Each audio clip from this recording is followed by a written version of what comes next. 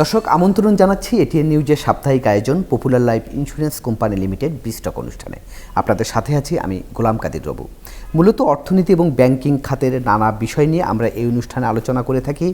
আজ আমরা আলোচনা করব দেশের ব্যাংকিং খাতের সবশেষ অবস্থা এবং সেই সঙ্গে আমাদের আলোচনার একটা বড় অংশ জুড়েই থাকবে দেশের প্রথম বেসরকারি ব্যাংক এবি ব্যাংকের পথ চলার যে ৪৪ বছর অতিক্রম করলো এবং সেই ব্যাংকটির অর্জন এবং সেই সঙ্গে ব্যাংকটি যে কৌশল তার অর্জন এসব নানা বিষয় আমাদের আলোচনায় উঠে আসবে।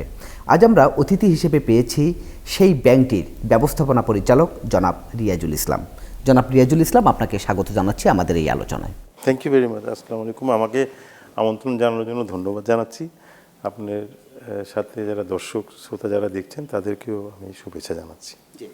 স্যার, আলোচনাটা আমরা একটু শুরু করতে চাই এবি ব্যাংক দিয়েই। তো আমরা যদি দেখি যে সেই ১৯৮২ সালে এই ব্যাংকটির যাত্রা শুরু, আজ ২০২৬, এই যে ৪৪ বছর ব্যাংকটি পার করলো, তো এই যে একটা ব্যাংক ৪৪ বছর অতিক্রম করলো, নিশ্চয়ই নানা রকমের কৌশল, নানা রকমের অর্জন এবং নানান কিছুর মধ্য দিয়ে ব্যাংকটিকে যেতে হয়েছে। তো এই ৪৪ বছরে ব্যাংকটির আসলে সবচেয়ে বড় অর্জনটা আসলে কি, এবং সেই সঙ্গে ব্যাংকটি টিকে থাকার ক্ষেত্রে আপনার ব্যাংকের সবচেয়ে বড় শক্তির জায়গাটা আসলে কি ছিল? আসলে এটা একটু বড় পরিসরে আলোচনা করতে হয়, বাট আমি চেষ্টা করবো যতটুকু সামারিলি করা যায়। সেটা হলো যে এই ব্যাংক তো অবশ্যই প্রথম ফার্স্ট প্রাইভেট সেক্টর ব্যাংক হিসেবে যখন জার্নি শুরু করে তখন তো এক ধরনের চ্যালেঞ্জ ছিল। তারপরে আপনার ধরেন as bank went forward over the years আপনার বিভিন্ন ধরনের সিচুয়েশনকে অতিক্রম করে আসতে হয়েছে। প্রথমে যেটা ছিল সেটা হলো ফার্স্ট প্রাইভেট সেক্টর ব্যাংক অনেক কিছুই নতুন করছিল এবং অনেক প্রোডাক্ট বলেন, সার্ভিসেস বলেন, সব কিছু মিলিয়ে তখন তো একটা ট্রায়াল অ্যান্ড এরর ছিলই। কিছু ভালো হয়েছিল, কিছু খারাপ হয়েছিল। বাট আরেকটা জিনিস হলো যে অনেকগুলো আমাদের এবি ব্যাংকের যে মেইন উদ্যোক্তা জনাব মোর্শেদ খান স্যার, উনি তো স্বপ্নদ্রষ্টা এই ব্যাংকের। ওনার সবসময় ইচ্ছা ছিল এবং সেভাবেই ব্যাংকটাকে উনি গড়ে তুলছে, এটা আধুনিক ব্যাংকিং দেওয়া ইন অল রেসপেক্ট। প্লাস আরও একটা ইন্টারেস্টিং জিনিস ছিল, এটা আমরা অনেকে জানি অনেকে জানি না, সেটা হলো যে এবি ব্যাংকে মহিলাদেরকে ব্যাংকিংয়ে আনার ব্যাপারে এবি ব্যাংকের একটা পায়োনিয়ার রোল আছে। এখনও পর্যন্ত এবি ব্যাংকের আপনার যদি আপনি এমপ্লয়ি রেশিও দেখেন শুরু থেকে এখন পর্যন্ত আমাদের সবসময় আমাদের এমপ্লয়মেন্টে ফিমেলদের সবসময় একটা প্রায়োরিটি ছিল এবং ওনারা অনেক সিনিয়র পজিশনে অনেকে এখনও আছেন, অনেকে রিটায়ার করে গেছেন। এবং এখন যে ব্যাংকিং সেক্টরে আমরা অধিক সংখ্যক নারী সহকর্মী দেখি, তাহলে সেই ক্ষেত্রেও সেখানে একটা বড় ভূমিকা পালন একটা বড় ভূমিকা ছিল, বিকজ এটা তো একটা এনভায়রনমেন্টের ব্যাপার, একটা কালচারের ব্যাপার। তো সেই জিনিসটা আমরা আলহামদুলিল্লাহ করতে পারছি এবং যেটা অন্যান্য ব্যাংকগুলো পরবর্তী সময় ফলো করছে। আরেকটা জিনিস আমি যেটা বলি যে ধরেন আমরা তো পুরো দেশেরই একটা পার্ট। তা আমরা একটা দেশের সোশিও পলিটিক্যাল এবং ইকোনমিক্যাল কনটেক্সটটা যেরকম থাকে, financial industry as a whole সেরকমই হয়। তো ধরেন ৮০ দশক থেকে আরম্ভ করে এখন পর্যন্ত আমাদের তো সামাজিক দিক বলেন আর রাজনৈতিক দিক বলেন আর অর্থনৈতিক দিক বলেন, সেটা তো ইভলভ করছে। কোনো সময় ভালো হয়েছে, কোনো সময় খারাপ হয়েছে, কোনো সময় এর বিভিন্ন ধরনের সিচুয়েশন ছিল। তো ব্যাংকগুলো লাইক এবি ব্যাংক সবাই কিন্তু ওটার ভিতরেই জার্নিটা ছিল। তো সেটার উপর ভিত্তি করে কোনো সময় ব্যাংক ভালো অবস্থায় ছিল, কোনো খারাপ অবস্থায় ছিল, চড়াই উতরাইয়ের মধ্যে দিয়ে গেছে। এবি ব্যাংকের জার্নি সবসময় স্মুথ ছিল না। বাট একটা জিনিস যেটা আপনি বলতেছিলেন যে বিভিন্ন সময় ব্যাংকের একটা অন্তর্নিহিত শক্তি, যেটা ব্যাংক দেখা গেছে রিকভার করে চলে আসছে। এবি ব্যাংকের সেই ইতিহাস আছে। এখনকার কন্ডিশন আমি পরে আসতেছি। সেটার জন্য আমি বলবো যে সর্বপ্রথম যদি কাউকে ধন্যবাদ দিতে হয় সেটা হলো আমার কাস্টমারদের যে লয়্যালটি। আমার যে আপনার এক একটা কাস্টমার ৪০ বছর ধরে আমার সাথে ব্যাংকিং করতেছে, ৩টা প্রজন্ম ধরে ব্যাংকিং করতেছে, এরকম অনেক কাস্টমার আছে, লক্ষাধিক কাস্টমার আছে আমাদের যারা ৩ প্রজন্ম ধরে এখানে ব্যবসা করে, ডিপোজিট রাখে। ওনাদের যে আস্থা, এটা একটা মূল চালিকা শক্তি। তার সাথে হলো যে আমাদের যারা কর্মী বাহিনী আছে, যে আমাদের যে কলিগস, এমপ্লয়িজ, ওদের কমিটমেন্ট এবং ওদেরও যে আস্থা ব্যাংকের উপরে, এই জিনিসটাও আমার মনে হয় খুব ভালো ইম্পর্টেন্ট। তার সাথে তো নিশ্চয়ই ডিরেক্টরস, বোর্ড, স্পন্সার্স, ওনাদের আস্থা ম্যানেজমেন্টের উপরে। তো এই পুরো জিনিসটা মিলেই কিন্তু আমাদের এই জার্নিটার আজ পর্যন্ত আসা। তারপরে গ্রাহকদের আস্থাটাই সবচেয়ে বড় শক্তি হিসেবে কাজ করেছে, সেই সঙ্গে গুড গভর্নেন্সটা, অন্য জিনিসগুলো যেগুলো সাপোর্টগুলো আছে আর কি। এবং আপনি যদি 24 থেকে 25-26 দেখেন, 24 ওয়াজ এ ভেরি ক্রিটিক্যাল টাইম। এটা পুরো ইন্ডাস্ট্রির জন্যই ছিল। হঠাৎ করে তো অগাস্টের পরে সিচুয়েশন চেঞ্জ হয়ে গেল, আমাদের একটা হিউজ সবাইকে একটা এনপিএল নিয়ে ফাইট করতে হলো।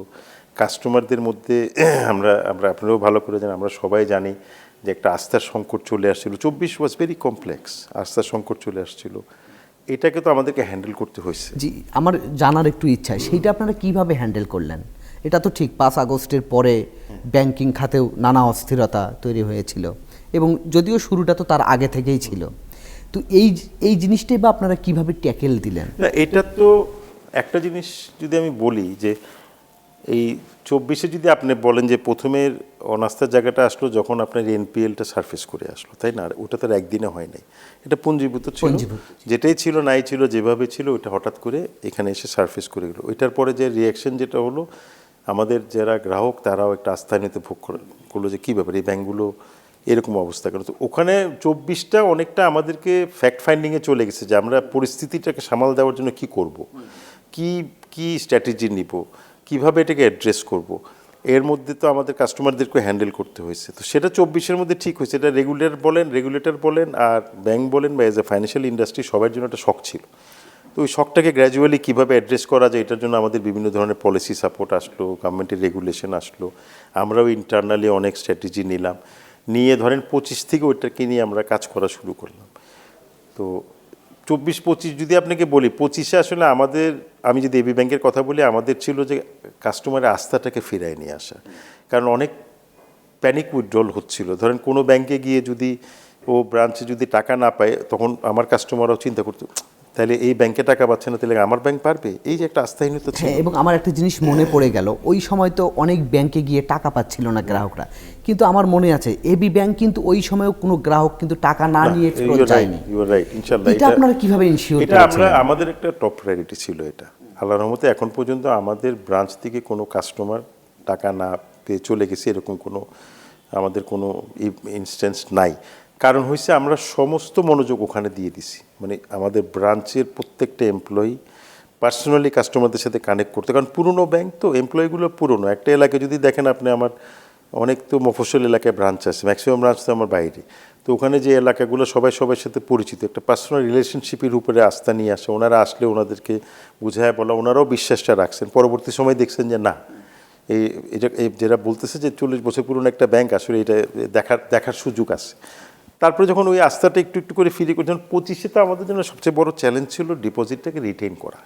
আমাদের যে ডিপোজিট বেস আছে এটাকে রিটেইন করা। নতুন ডিপোজিট তো পরে, আগে তো এটাকে ঘর সামলানো, কারণ তখন এই যে বাইরে জিনিসগুলো হচ্ছিল। বাট ওরা যখন আস্তে আস্তে দেখলো যে না, এবি ব্যাংকের থেকে তো কাউন্টারে টাকা নিতে কোনো সমস্যা হচ্ছে না, আরেকটা ব্যাংকের হতে পারে, ওরও সমাধান হয়ে গেছে। এই তখন আস্তে আস্তে করে আস্থাটা ফিরে চলে। এবং ওই সময় তো আমরা দেখলাম যে আমানতকারীর সংখ্যাও বেড়েছে, এবং আপনারা খেলাপি ঋণ আদায়ের ক্ষেত্রেও বেশ ভালো অগ্রগতি আপনারা করেছেন। হ্যাঁ, ওই খেলাপি ঋণের দিকে আমি আসতেছি। তো ডিপোজিটে যেটা বললেন, আস্থাটা ফিরিয়ে নিয়ে আসা, নতুন আমাদের প্রচুর অ্যাকাউন্ট ওপেন হয়েছে, ডিপোজিটও আসছে, কিছুটা তো আনস্টেবল ছিলই। আর এনপিএলের যেটা হয়েছে 25-এ আমাদের বাংলাদেশ ব্যাংকের অনেকগুলো পলিসি সাপোর্ট আসলো, নীতি সহায়তা দিল, ওনারা ডাইরেক্ট দিল, আমাদেরকে দিল। ওইটার নিয়ে আমরা কাস্টমারদের সাথে কাজ করে মোটামুটি একটা ভালো পরিমাণের এনপিএল আমরা রেগুলারাইজ করতে পারছি ওই নীতি সহায়তার আন্ডারে। তো সেখানে ধরেন আমরা 25-এ একটা ভালো পার্সেন্টেজ করছি। এখন 26-এও আমরা এই একই জিনিস চালু রাখছি কন্টিনিউয়াসলি। অন্য যে কাস্টমারগুলো আছে, বেশিরভাগ তো বড় কাস্টমার, ওনাদের সাথে যোগাযোগ করতেছি, কথা বলতেছি, আমাদের অফিসাররা যাচ্ছে, ওনারা আসতেছে, যে আমরা চেষ্টা করতেছি সেম মানে আপনার মোমেন্টামটা রেখে যদি আমরা আরেকটু 10-15-20% পর্যন্ত যদি আরও কিছু রিকভারি আমরা এই বছরে করে ফেলতে পারি, তাহলে এনপিএল ইস্যুটা মোটামুটি একটা ম্যানেজেবল জায়গায় চলে আসে। বাট এখানে আমি অবশ্যই আমাদের বাংলাদেশ ব্যাংকে একটা ধন্যবাদ দিব, বিকজ ওনারাই বেসিক্যালি একটু ফ্লেক্সিবল হয়ে কিছু রেগুলেটরি পলিসি সাপোর্ট দেওয়াতে কিন্তু আমাদের জন্য সুবিধা হয়েছে, কাস্টমারের জন্য সুবিধা। আমরা তো আশা করতেই পারি যে আপনারা যেহেতু খেলাপি ঋণ আদায়ের ক্ষেত্রে একটা বড় সাফল্য আপনারা নিয়ে এসছেন, এবং সামনে নিশ্চয়ই এটা আরো ভালো হবে, যেহেতু মর্নিং শোজ দ্য ডে, ইনশাআল্লাহ এরকম আশা তো আমরা করতে পারি। আমরা আশাবাদী যে আরো বেশ কিছু অ্যাকাউন্টস আমরা রেগুলারাইজ করবো, একটা ভালো অ্যামাউন্ট আমরা নিয়ে আসতে পারবো। বাট এগুলোর একটা জিনিস তো আছেই, যেটা হলো যে আমার আলটিমেটলি লিকুইডিটি ম্যানেজ করতে হচ্ছে, যেখানে বাংলাদেশ ব্যাংক সবাই জানে আমাদেরকে লিকুইডিটি কিছু সাপোর্ট দিচ্ছে সময় সময়। না, এটা তো Because অনেক আমার ব্যাংকেই দিচ্ছে। বিকজ আমার তো যখন খেলাপিটা হয়ে যায়, আর যেগুলো আমরা এনপিএল রেগুলারাইজ করছি, এগুলো ক্যাশ ফ্লোতে আসতে 2 বছর লাগবে, বিকজ তো মরটোরিয়াম পিরিয়ডে চলে গেছে আপনার according to the circular. So until that time তো আমাদেরকে এই লিকুইডিটি একটু ম্যানেজ করতে হবে, একটা প্রেশার তো থাকি, সেটার জন্য আমাদেরকে কন্টিনিউয়াস ডিপোজিট কালেকশন করতে হয়। এই কোয়ার্টারে ভালো ডিপোজিট এসেছে। ইলেকশনের পরে আমি বলবো যে ওভারঅল পরিস্থিতি একটু চেঞ্জ হয়েছে, কাস্টমাররাও ফিলিং কনফিডেন্ট, ফ্রেশ ডিপোজিটও আসতেছে, যাদের আগের ডিপোজিট আসছে ওইটাও রিটেন করতেছে। সো এখন আমি বলবো যে ইট ইস আউটলুক ইজ ভেরি পজিটিভ। আরেকটা বিষয় একটু আপনার কাছে জানতে চাই, আমরা তো দেখছি যে দেশের ব্যাংকিং খাত এখনও নানা চ্যালেঞ্জের মধ্য দিয়েই যাচ্ছে, তো এবি ব্যাংক আসলে সেই চ্যালেঞ্জগুলো আসলে কিভাবে মোকাবেলা করছে? এখন আসলে চ্যালেঞ্জ আসলে মোকাবেলা করতে হলে যেটা করতে হবে, আপনাকে একটা প্রপার স্ট্র্যাটেজি আর প্ল্যান করতে হবে। আমরা কিন্তু 24 থেকে এটা নিয়ে কাজ করতেছি, যে ঠিক আছে সমস্যা যা হওয়ার হয়েছে আমাকে তো সমাধান করে এখন বের হয়ে আসতে হবে। সো বাংলাদেশ ব্যাংকের সাথে বিভিন্ন সময় কথা হচ্ছিল, 25-এও অনেকবার ডিসকাশন হয়েছে, গভর্নর মোদির সাথে মিটিং হয়েছে। ওনারা বলছে যে তোমরা নিজেরা একটা 5 to 10 ইয়ার্স একটা স্ট্র্যাটেজিক প্ল্যান করো, তোমার তো একটা রিকভারি প্ল্যান থাকতে হবে। As a bank, as a business house, you must have a plan, যে তুমি যা হয়েছে how you going to get back. তো সেগুলো আমরা একটা ভালো মোটামুটি স্ট্র্যাটেজিক প্ল্যান ড্র করে ফেলছি। এখন আমাদের সাথে বাংলাদেশ ব্যাংকে এটা সাবমিট করব। এটা যখন করব তখন আপনারাও জানবেন। এখানে অনেকগুলো ওনাদের সাইড থেকে অনেকগুলো সাপোর্ট লাগবে, অনেকগুলো জিনিস আমাদের সাইড থেকেও কাজ করতে, তো সেটা 10 ইয়ার্সের একটা প্ল্যান মোটামুটি আমরা ফাইনাল করে ফেলছি। আরেকটা হলো যে আমরা ইন দি মিন টাইম আমাদের বোর্ডের কিছু ডিরেক্টিভস দিয়ে দিচ্ছে খুব স্পেসিফিক, যেমন আমরা সেগমেন্টটা চেঞ্জ করে এখন রিটেলার এসএমইতে চলে গেছি। আমরা এখন কর্পোরেটের দেওয়ার মতো অ্যাপিটাইটও নেই অনেস্টলি স্পিকিং। যেগুলো কিছু কর্পোরেট আছে ওগুলোকে নার্চার করতেছি, ওদের যতটুকু রিকোয়ারমেন্ট লাগে। বাট বেসিক্যালি আমাদের এখন লেন্ডিংয়ের জন্য আমরা রিটেল, এসএমই, এমএসএমইতে চলে গেছি। আরেকটা জিনিস যেটা বোর্ড আমাদেরকে করে দিছে সেটা হলো যে এখন আসলে আপনাকে আরও মডার্ন ব্যাঙ্কিংয়ে যেতে হবে, উইচ ইজ ডিজিটাল ব্যাঙ্কিংয়ে যেতে হবে। সো আপনি এখন আর কনভেনশনাল ব্যাঙ্কিং চিন্তা করলে এখনকার যে জেনজি কাস্টমার বেস, ওরা তো ব্রাঞ্চ বেস না, সো ব্রাঞ্চ বেস ব্যাঙ্কিং করতে হবে। আমাদের একটা বেশ ভালো এবি ডিরেক্ট নামে একটা অ্যাপ আছে, ব্যাঙ্কিং অ্যাপ, যেখানে আর 10টা ব্যাঙ্কের মতো সব সার্ভিসই করা যায়। ওটাকে আমরা ইমপ্রুভ করে প্রথমে যে জিনিসটা নিয়ে আসতেছি ইনশাল্লাহ, সেটা হলো আমরা ন্যানো লোন নিয়ে আসতেছি। আজকে আমি খবর পেলাম বাংলাদেশ ব্যাঙ্ক আমাকে গত সপ্তাহে বলেছিল যে আমাদেরকে একটা জেনারেল অ্যাপ্রুভাল দিয়ে দিবে, অনেক ব্যাঙ্কই ন্যানো লোনটা অ্যাপের মাধ্যমে করতে যাচ্ছে। তার মানে আমি পার্সোনাল লোন যেটা আপনি অ্যাপে অ্যাপ্লাই করলে ইনস্ট্যান্টলি যদি আপনি কোয়ালিফাই করেন পেয়ে যাবেন, এবং এটার জন্য যে ইনফ্রাস্ট্রাকচার টেকনোলজি লাগে ওইটার জন্য যেটা ইনভেস্টমেন্ট আমাকে বোর্ড অ্যালাউ করতেছে, সেই সেট আপটা হয়ে গেছে। এবং এগুলো কমপ্লিট অটোমেটেড এআই বেসড জিনিসপত্র, এখানে ম্যানুয়াল কোনো ইন্টারভেনশনের সুযোগ নাই। আপনার যেই প্যারামিটার আছে ওর ভিত্তিতে সে ডিসাইড করবে। অ্যাডভান্টেজ হলো এগুলোতে এনপিএল কম হয়, বিকজ এখানে ম্যানুয়াল ইন্টারভেনশনের কোনো সুযোগ নেই। ওর এক্স্যাক্ট রেশিও যা আছে ও সিস্টেমে ঠিক করে দিবে ও কত টাকা পাবে। সো এইটা হলো লেন্ডিংয়ে আমরা গ্র্যাজুয়ালি চাচ্ছি পার্সোনাল থেকে তারপরে ধরেন এমএসএমই, তারপরে এসএমই পর্যন্ত কমপ্লিট ডিজিটাল করে ফেলা। এই যে মানে আপনার কথা প্রসঙ্গে ধরে আমার একটা বিষয় মানে মনে হলো আর কি, যে এই যে আপনারা প্রচলিত ব্যাংকিং ধারা থেকে যে আপনারা ধীরে ধীরে বের হয়ে যে নতুন ধরনের ব্যাংকিং ব্যবস্থার দিকে যাচ্ছেন, এটি আসলে আমরা ব্যাংকিং খাতে আমরা লক্ষ্য করছি। সেটি কি আসলে বাস্তবতা, মানে এটা কি সময়ের দাবি ছিল, নাকি ব্যাংকিং খাত পুরো একটা চ্যালেঞ্জের মধ্য দিয়ে যাওয়ার কারণে সংকটটাই আসলে এই ধরনের ব্যাংকিংয়ের ক্ষেত্রে সম্ভাবনা তৈরি করছে? এই প্রশ্নের উত্তরটা আসলে আপনার কাছ থেকে নেব, তবে তার আগে একটু বিরতিতে যেতে হচ্ছে আমাদের। দর্শক, আপনারা দেখছেন popular life insurance company limited বিস্টক। এবার নিচ্ছি ছোট্ট একটি বিরতি, আমাদের সঙ্গেই থাকুন।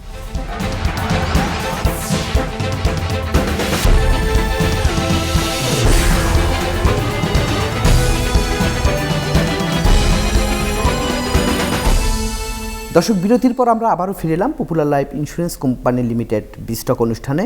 আজ আমরা আলোচনা করছি দেশের ব্যাংকিং খাতের অবস্থা, এবং সেই সঙ্গে আমাদের আলোচনার বড় অংশ জুড়ে থাকছে এবি ব্যাংকের পথ চলার 44 বছর এই বিষয়টি নিয়েও।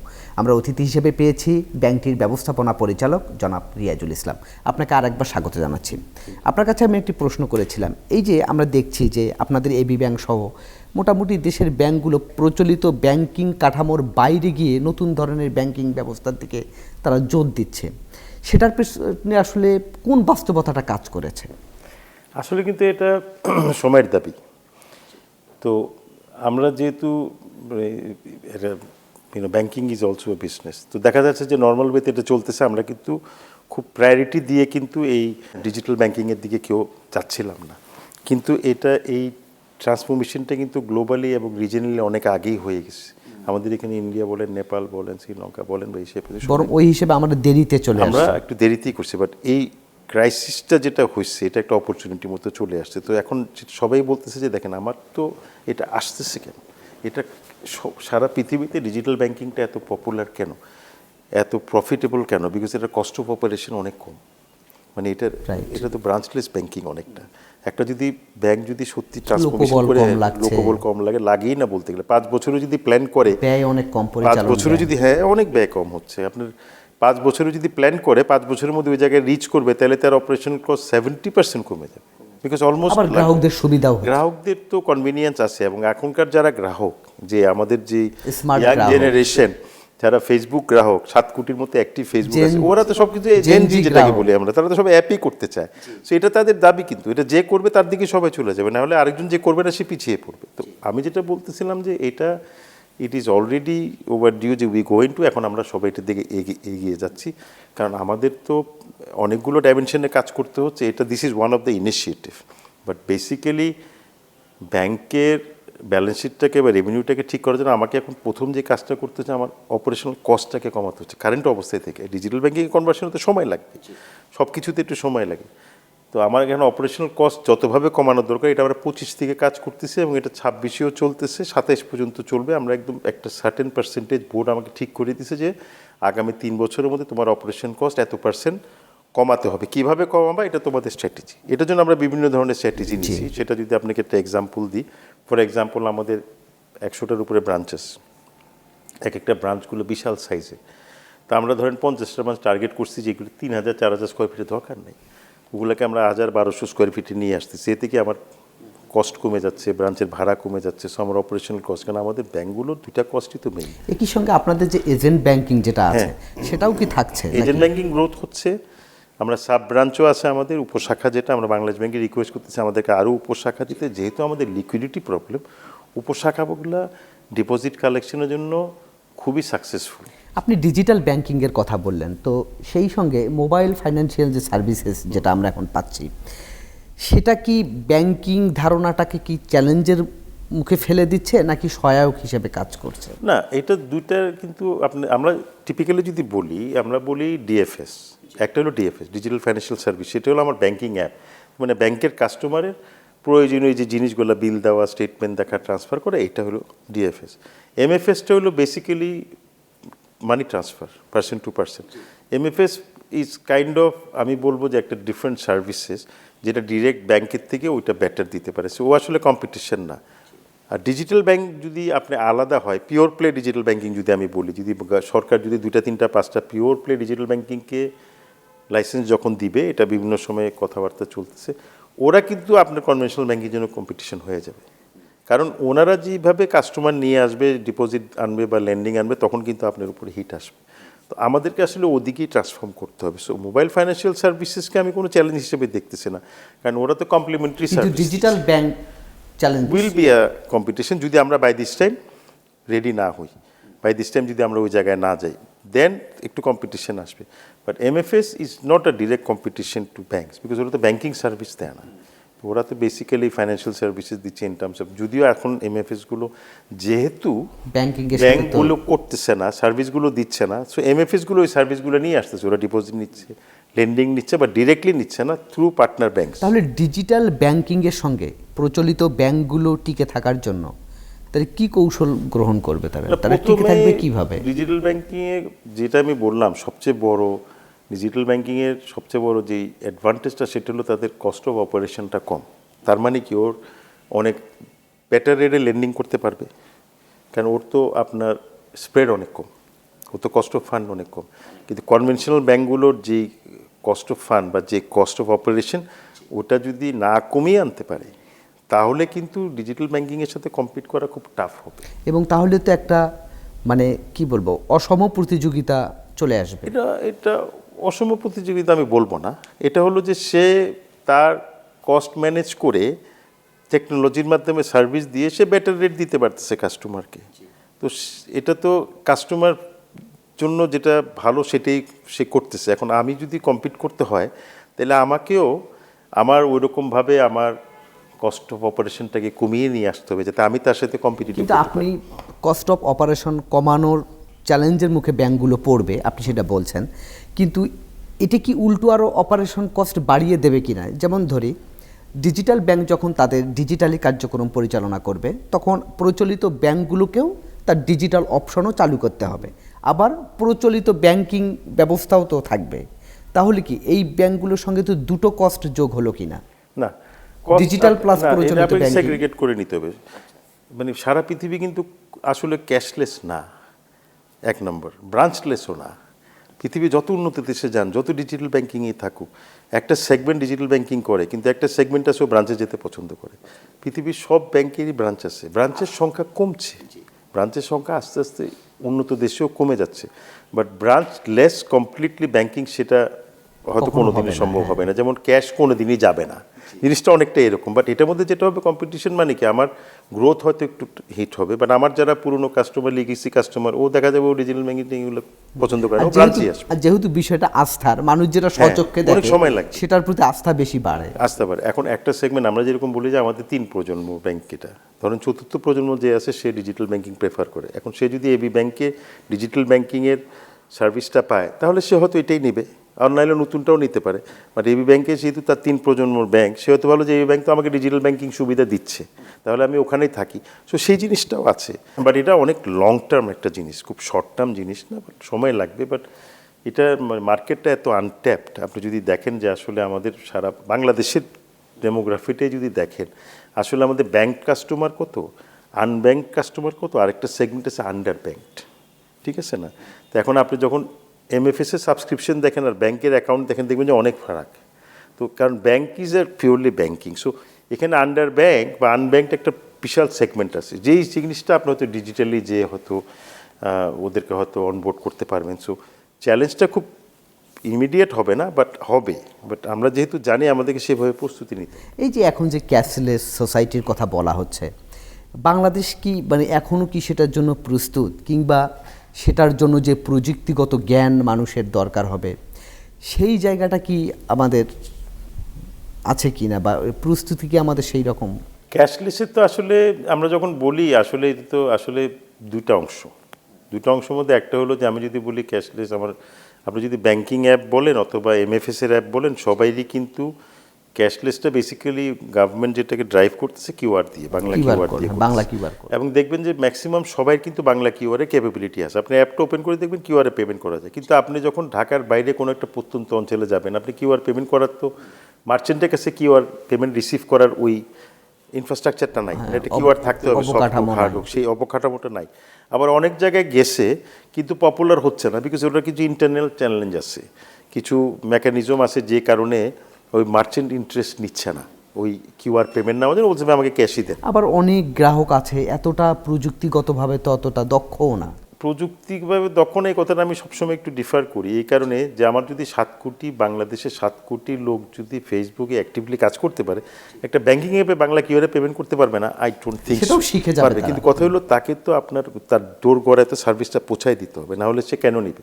প্লাস যাকে আমি পেমেন্ট করব তারও আগ্রহ থাকতে হবে এই ক্যাশলেস পেমেন্টটা সে কেন নিবে। এই জিনিসগুলো যদি আমরা একটু দেখি, এবং এটা কিন্তু কোনো মানে এটা কোনো ইনোভেশন না, কিন্তু আমাদের আশেপাশে নেপাল, শ্রীলঙ্কা, ইন্ডিয়াতে হিউজ সাকসেস স্টোরি।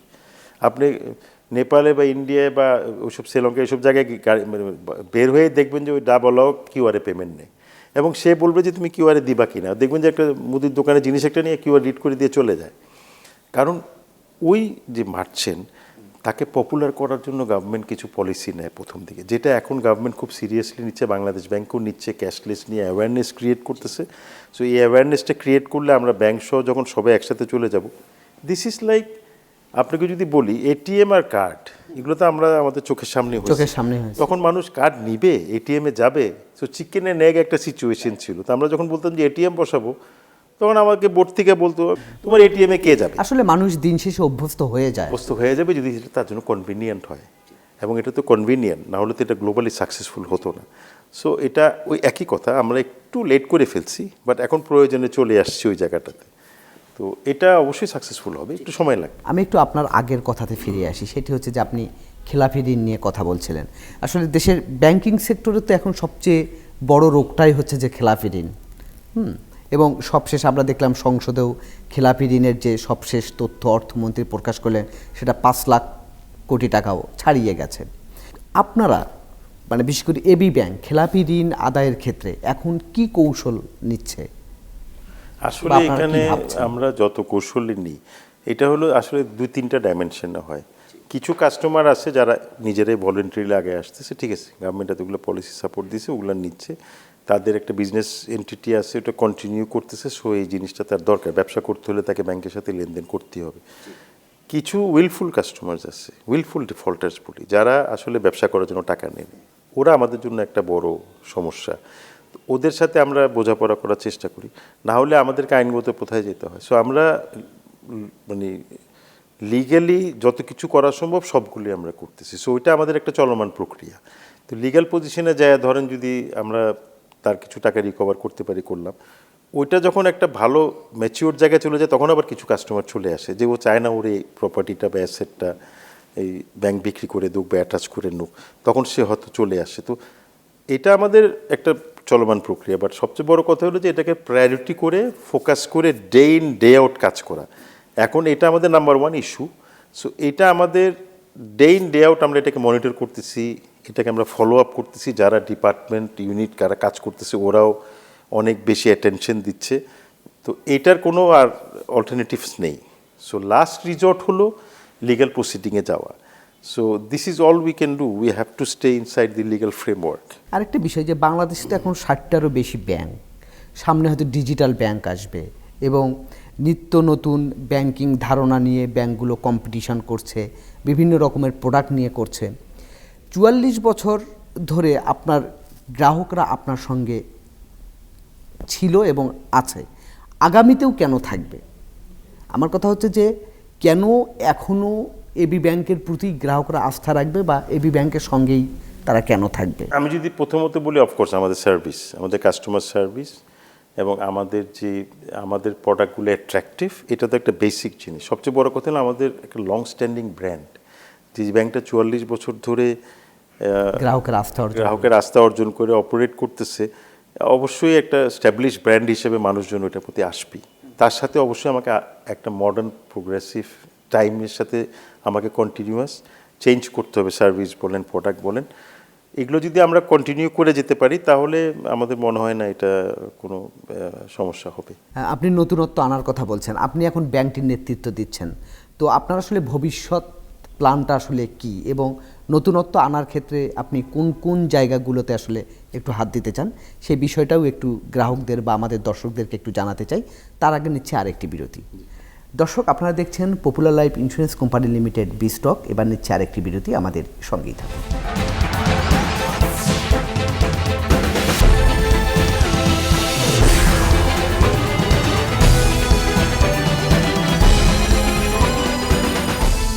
দর্শক, বিরতির পর আমরা আবারও ফিরে এলাম popular life insurance company limited বিস্টক অনুষ্ঠানে।